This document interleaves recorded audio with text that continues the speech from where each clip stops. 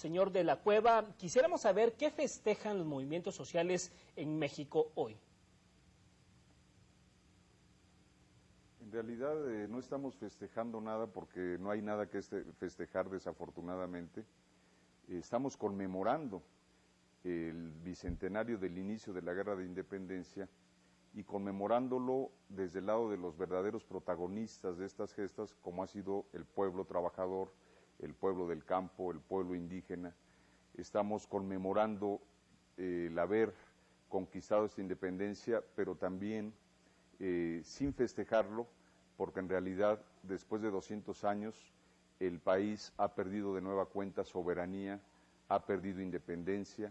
Tenemos un país que ha sido subordinado a las grandes metrópolis, a las grandes corporaciones, principalmente a Estados Unidos, por la vía de instrumentos como el Tratado de Libre Comercio, en general de la política de libre comercio, y con una presencia cada vez mayor y determinante de las grandes transnacionales.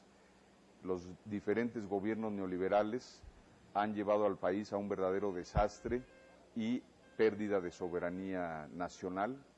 El pueblo de México está en una situación de miseria comparable a la que se tenía antes, donde está cayendo a los niveles que se tenían cuando se inició la Revolución Mexicana hace 100 años.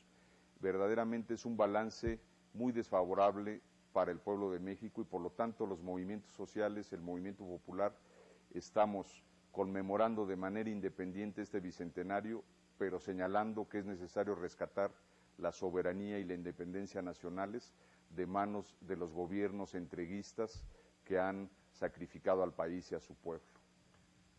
Usted habla de los grandes protagonistas de la lucha independentista. ¿Cuál es la realidad que enfrentan hoy en día? Bueno, el balance es completamente desfavorable.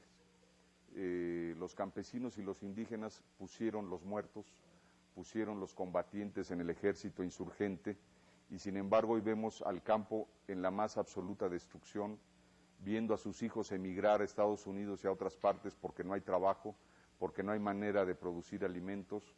Vemos un campo mexicano abandonado, sin apoyos, vemos una pérdida de soberanía alimentaria porque lo que antes producíamos en el país ahora lo tenemos que importar, vemos la pérdida de cultura y productos derivados de productos como el maíz, en donde se ha estado entregando a las grandes corporaciones, donde ahora lo tenemos que importar, donde nos están llenando de transgénicos.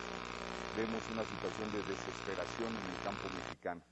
Pero también los artesanos, las capas urbanas que participaron en esa guerra de independencia, están hoy en una situación de desempleo, de desesperación, de hambruna, porque en realidad ya la situación está llegando al hecho de que la gente del campo y la ciudad están pasando hambre, ya no digamos que no tienen empleo o una manera digna de vivir.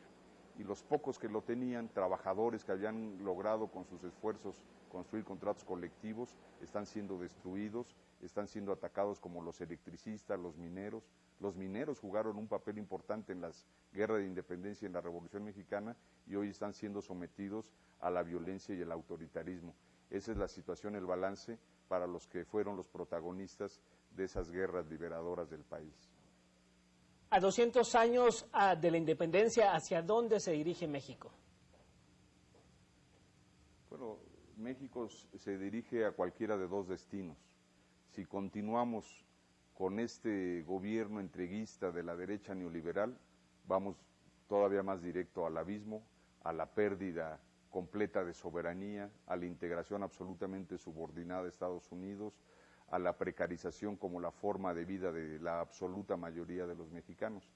Pero también existe otro camino posible, que finalmente el pueblo de México, como hace 200 años y como hace 100 años, emprende el camino de la liberación, emprende el camino de la construcción de su propio poder, del poder del pueblo, y entonces restituya la soberanía y la justicia social que han venido destruyendo principalmente los gobiernos neoliberales. Ese es un destino posible. Dicen que cada 100 años el pueblo de México emprende una lucha emancipadora. Queremos creer que así será. Bueno, gracias a Héctor de la Cueva.